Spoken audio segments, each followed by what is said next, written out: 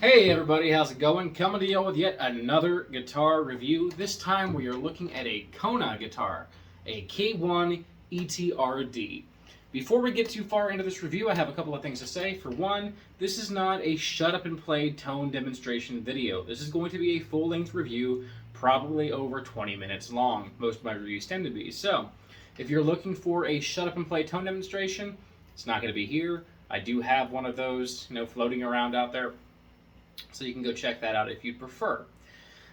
This is going to be a full-length review. The second thing I'm going to mention is I will not be plugging this guitar in during this video. I will link in the description a demonstration on how it sounds plugged in.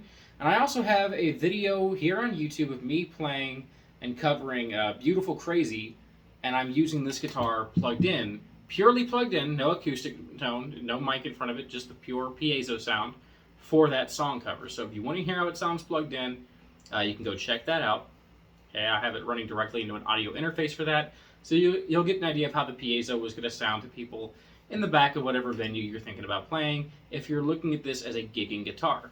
So, the Kona K1ETRD, a kind of a cool guitar, and one that I have a bit of a history with. Not this exact one, but the same model.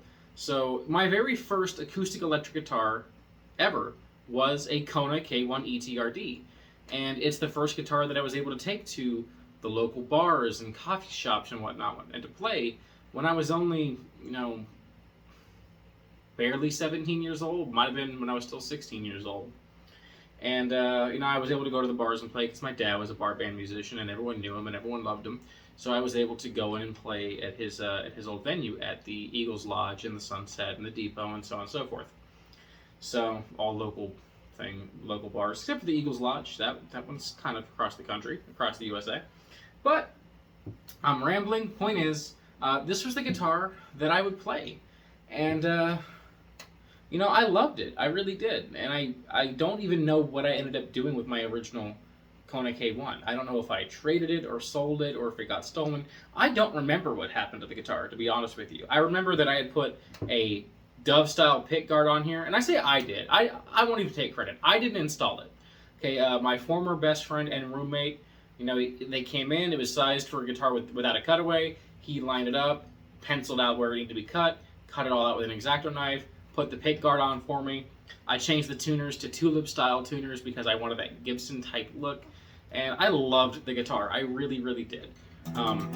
I know I stopped playing it nearly as often after I got my Sigma DMC 15E, which I also have a full review on this channel, and I do have my original for that. And this one just kind of fell by the wayside for me as I moved on to bigger and, better guitars, more advanced guitars, more professional level guitars. But I wanted to acquire another one for nostalgia's sake, and so I had ordered this on eBay. Okay, and not eBay, sorry, I ordered it on Walmart. It was Walmart's website I ordered it through. And FedEx lost the package. And Walmart said, we don't have another in the warehouse. Just here's your money back. Don't even worry about it. And I'm not kidding. The day after they refunded it, FedEx suddenly found the package and delivered it that same day. So I got the guitar and my money back, and Walmart never asked me to, to repay for it. So free guitar, which is hard to argue with for sure. So what do I think about the guitar? Well, we'll talk about that in just a little bit, because I will try to put my bias aside. I will say when you get the guitar, it doesn't come with a pick guard installed. You have your choice of two different pick guards. I installed the black pick guard, and actually, if you'll wait just 1 second, I put the other pick guard on this Ibanez Exotic Wood Series guitar. You see that kind of red tortoiseshell thing with a bit of a different shape. I installed that over there because I wanted a pick guard for that guitar anyways. And so I went ahead and took advantage. But those are the two pick guards you get. I thought the black on here looked really snazzy. And honestly, the guitar looks really, really nice. I love the grain on that. What kind of wood is it? We'll get to that in a second. Beautiful wood grain on the back, top, and the sides. It's a good looking guitar. It really is. And it's also a very affordable guitar. So remember that before I start talking about the materials, the quality, and everything like that. This guitar, $220 shipped. So $220 free shipping is what you'll pay. So for that money, yeah, it's not really a bad instrument. I do have all my information written down over here, as per usual, just in case I forget anything. But this guitar is one I doubt I'll have to check that for too much, because I'm pretty familiar. So, looking online, you'll see tons of different information regarding what the top is. Okay, some sources will list it as spruce, and I'll get into explaining that in a little bit. Some will list it as mahogany. I've seen some listed as sapele, some as okume, and some as nato. Okay, not to be confused with Nato. Nato and Nato, two very different woods. So, all laminate, of course, laminate top, back, and sides, regardless of whatever wood you saw it advertised as. And I actually contacted Kona's parent company. And I called them, and I spoke to, I believe they said he was the brand manager. And I said, okay, for the K1ETRD and the K1 line, what wood do you use? Because there's been so much, random information out there. And he said that on the K1ETRD, and actually all of the K1 and K2 guitars that have a red or a blue finish, they use laminated Nato for the top, back, and sides. Sometimes called Eastern mahogany, for those of you who don't know. Not actually related to mahogany, but it exhibits much of the same characteristics in terms of wood grain and tonal quality as mahogany, so it's used by guitar builders and furniture makers in place of true mahogany. So the red and blue guitars in the K1 and K2 line are all laminate Nato construction. Every other guitar in the K1 and K2 line, unless otherwise stated, uses a laminated spruce top and laminated Nato back and sides. So, yes, this is a laminate Nato instrument all throughout, Nato neck. They did confirm actual Rosewood fingerboard and bridge, and to be fair, it does look like true Rosewood. It doesn't have that somewhat light, almost anemic look of Indian laurel, so kind of surprised to get a Rosewood bridge and fingerboard at this price range anymore, but it's a blessing. We do have dot inlay on the fingerboard. It's just white plastic dots, nothing special. And of course we have them along the side of the neck. The nut and saddle on here are plastic. Okay, they're not bone, as are the bridge pins. The bridge pins are plastic. I did not shave the saddle down at all. The only thing I've done to this guitar is I adjusted the truss rod so I can get that neck kind of correct. Because these guitars never come with with their truss rods actually adjusted, because it wouldn't make any sense to. It's just going to change as it goes through different temperatures and humidities and whatnot when it's in transit to you. So I did that to it, and then I checked the action, and the action is, according to my measurement tool, on the upper end of acceptable, the upper end of acceptable spec for most companies, just after tweaking the truss rod to where I wanted to get the neck at. So if I wanted to get it down to in a slightly better range, I wouldn't have to take too much off of this saddle. So it's actually not poorly set up out of the box, which is somewhat impressive. In terms of frets, I don't have sharp frets, except I did have one right here. This first fret was actually not just sharp at the bottom here. Maybe I'll be able to show this to you, maybe not. You can kind of see it was actually poking through the binding on the side of the neck, which means whenever they install these frets, they didn't do what they're supposed to do. When you install a fret wire into a guitar with a bound neck, you cut the tangs off of the far sides of that fret wire. That way it doesn't bite into that tang. They didn't do that for this. Obviously, it's a cheaper guitar. You couldn't expect them to. But the fret wire was actually poking through that plastic binding. So I had to take a file and knock that off. And I got that squared away. Okay, that said, this plastic nut, being honest with you, when you tune it up, sometimes the G string in particular, you'll hear a big pop and chink, chink, chink noise, and then it's going to be way sharp. So I need to go in and file that a little bit, or put some graphite in there with a pencil to kind of smooth that nut out a little bit. Really, it would be best served by replacing the nut, saddle, and bridge pins with tusk or bone or something superior to this super cheap plastic that's currently on here. To be expected with a very cheap guitar.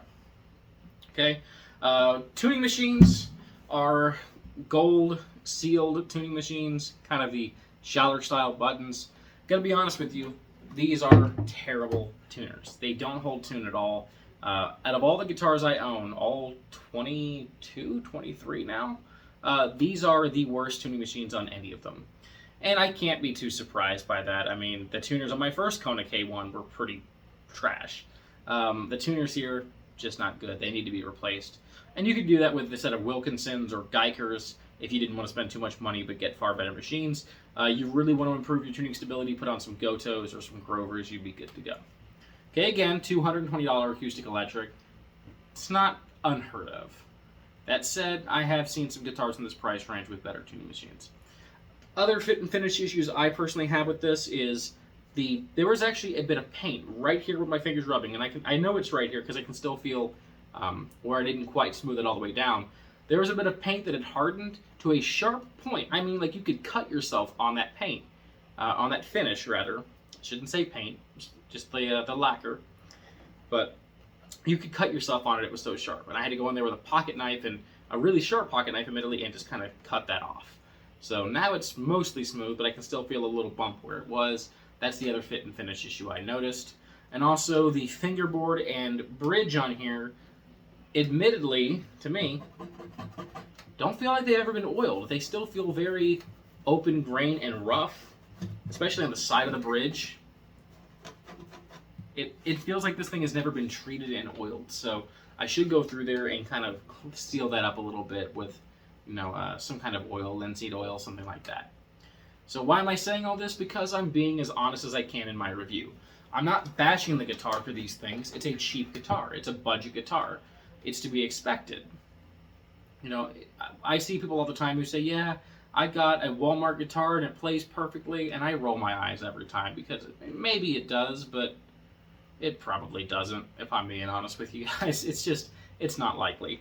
The strings that are on here are the D'Addario EXPs that it came with brand new. Okay, this is a 2023 model. Why they were still using EXPs, I don't know. How do I know they're EXPs? There was a little tag hanging off the tuner that told me they were EXPs. So, haven't changed them. I've only played one gig with this, and as far as the life on them,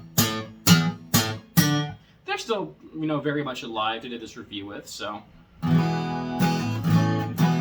One day I'll change them out for the D'Addario XS, but for now, they get the job done. They're here, they'll work. It's a good representation of how this guitar is going to sound for you out of the box. Electronics, because this is the electronic version, the ETRD. We have our preamp there, an undersaddle bar type undersaddle piezo underneath that plastic saddle, and then our output jack on the side of the guitar here. Okay, they call this preamp the EQ-7545R, which means it's a generic Chinese-made preamp with a generic undersaddle piezo pickup that you'll find in thousands of other super cheap, no-name and small-name guitars. I think Dean guitars use this preamp a lot, and I actually know for a fact that Sigma, when it was still owned by Martin, used this preamp and pickup combination on some of their guitars. So, how does it sound? Again, check the description for that tone demonstration, and I'll link where I'm covering a song using it as well. Honestly, better than it should. Okay, as far as our EQ, we got bass, mid, treble, and presence, as well as the volume control. So 4 bands of EQ plus volume, it's actually a pretty decent range of EQing options on a guitar like this. And it doesn't sound bad. It really doesn't sound terrible plugged in. I've played guitars with more expensive and honestly bigger brand name electronics that I thought sounded noticeably worse, but I've also played some that sounded noticeably better. So it's kind of actually in that middle range in terms of its plugged-in tone, which is impressive for this price range, if I'm being completely honest. And I'm trying to be as honest and fair as I can. I mentioned I love the wood grain on there. We do have an end pin and a strap buttons up here so we can, wear the guitar on our neck. Although they did put the strap button in the wrong place. I don't like it hanging there. And the reason I don't like having a strap button on the back of the neck heel is because when you're wearing the guitar all night, guitars are going to lean a little bit, especially when you have a fat belly on you like I do. And as it leans, it's leaning forward, which means that strap button is pulling against the hole on your strap, and it's more prone to falling off. It also sits kind of awkwardly and less comfortably versus if you have it on the side of the neck over here, it's not ever at risk of coming off of that strap. And the reason that can be a problem is if you're on stage but you're not holding the guitar itself, you just kind of have it hanging there and you have your hands out, you're talking to the crowd or you're holding the microphone or whatever, the guitar can fall. It can come off that strap, fall, take a dive, and the headstock will hit the ground, and then you can end up with a busted headstock. And that is how the majority of Gibson SGs and a lot of Gibson guitars actually that I've seen have gotten busted headstocks, is because of poor strap button placement. So yeah, don't like that, but I'll take it out eventually and I'll drill a hole over here.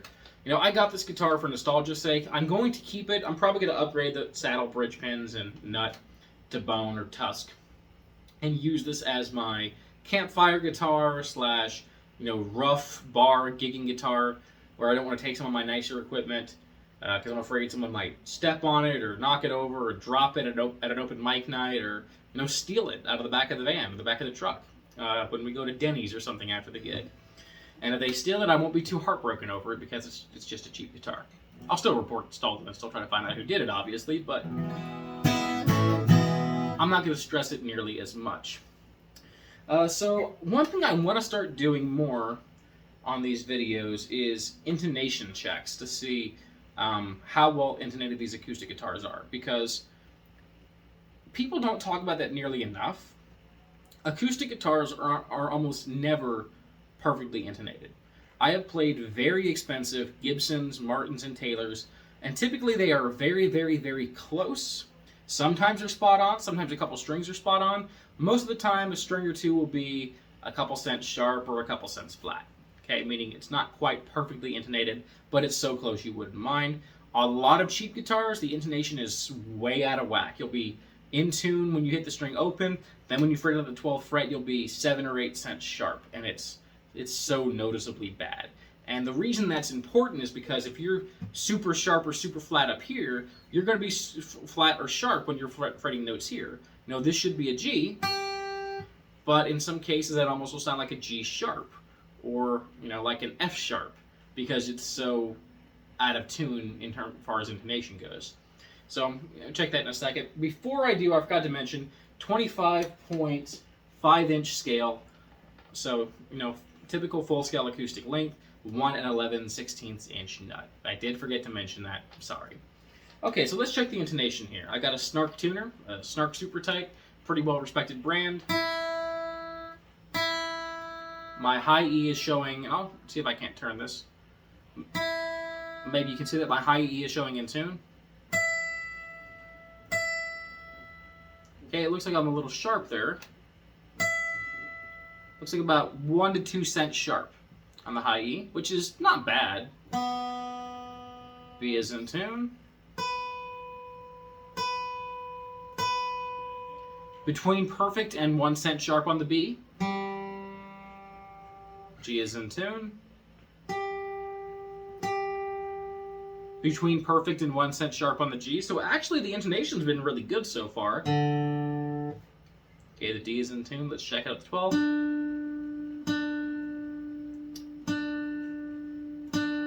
Between 1 and 2 cents sharp on the D. Okay, got my A in tune. Let's check out the 12.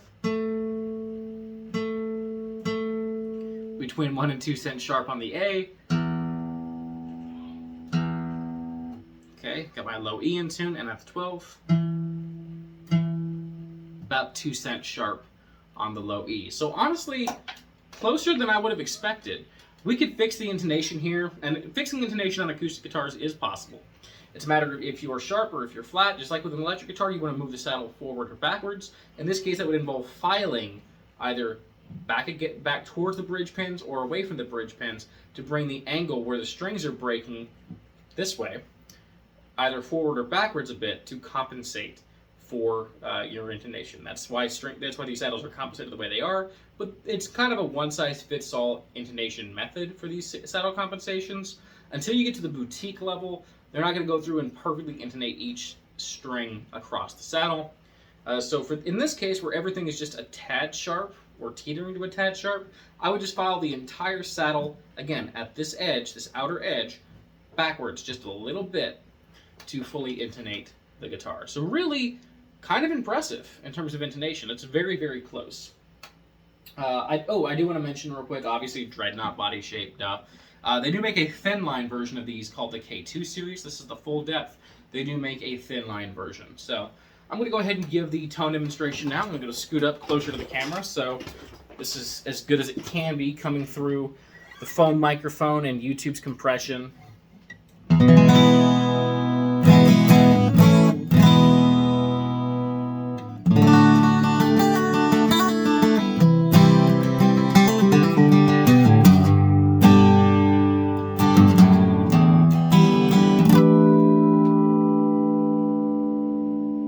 In my opinion, it doesn't sound bad. It doesn't sound like a much more expensive guitar by any means, but it doesn't sound bad either.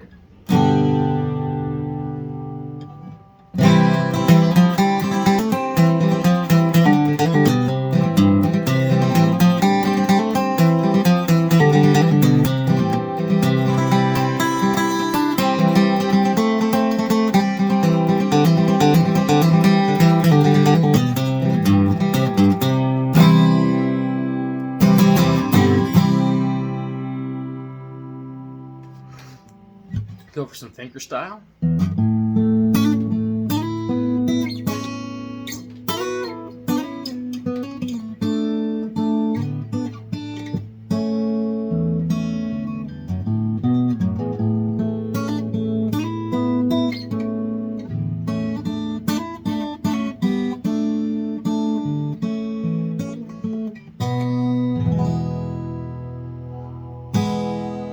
So there's your tone, your quick tone demonstration. I don't think that sounds awful. It doesn't sound amazing in my opinion, but it doesn't sound awful either. I've certainly heard worse. Okay, I'll show you this binding while I'm up close. You can see it's got, you know, some nice off-white binding all around the body, and it's just plastic binding. It's nothing special, but it is actual binding, as I learned from when I had to take care of that fret coming out of the side of the binding on the neck. So, yeah, really quite attractive looking in my opinion. You can see the action after adjusting the truss rod. Not what I'd like to see, but it's on the upper end of acceptable, for sure. Go ahead and roll back to where I was. So, the Kona K1ETRD, what do I think about it? I think if you're a beginner, just learning how to play guitar, this is going to be noticeably better, in my opinion, than something like an Esteban or a Keith Urban guitar. You know, and I want to specify, when I say a Keith Urban guitar, I mean like the Home Shopping Network guitars. I reviewed both an Esteban ALC 200 and the Keith Urban Player. You can check those videos out. In those videos I mentioned the Esteban, not really worth it really. The Keith Urban I thought was worth it if you can get it for under $100 as a student guitar or a knockaround guitar or a loner guitar, a campfire guitar. This is better in every way than that guitar, in my opinion. It really is. However, a budget Yamaha, a budget Fender, a budget Epiphone, I think all of those will be better than this. You know, this is somewhere in that Oscar Schmidt Dean range, in my opinion. You know, it's what it reminds me the most of. And one thing I do want to say is it has a smell to it, and I mean like it smells like a workshop. And I don't mean the wood aspect. I mean like the varnishes and the lacquers and the paints and the chemicals. It has that kind of a smell to it. So I think what I'm smelling is that finish on here.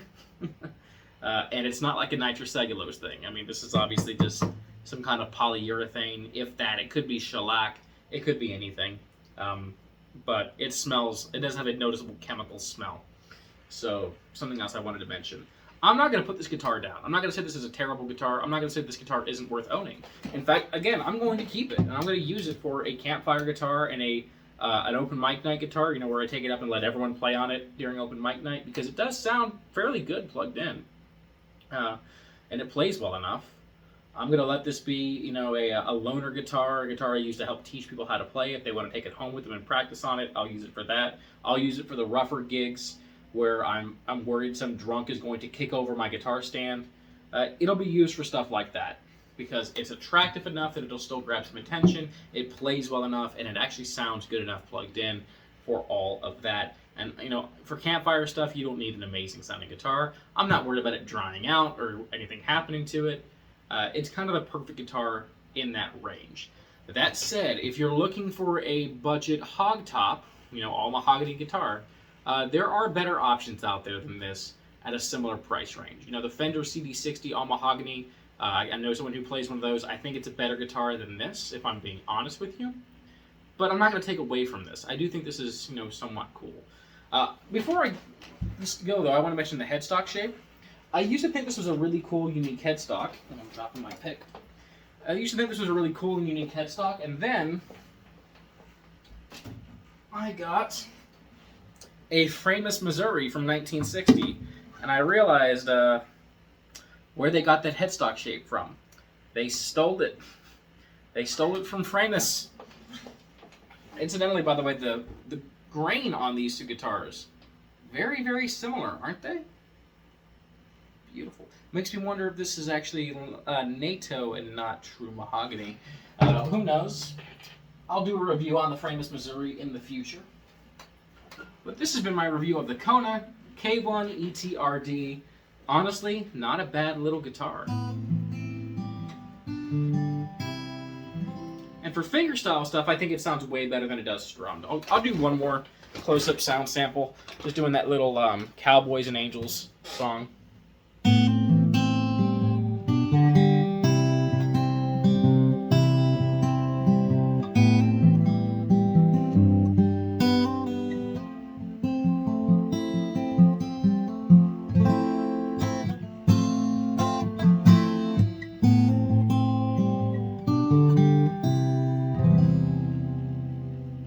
I don't know how that's coming through the mic, but it actually sounded really nice there for that particular song, finger picking. Look at the rosette. Okay, that's it. That's all I have to say for the review. I hope you guys have enjoyed it. I hope you enjoy the rest of your day. And until next time, I will see you later. Peace and take care.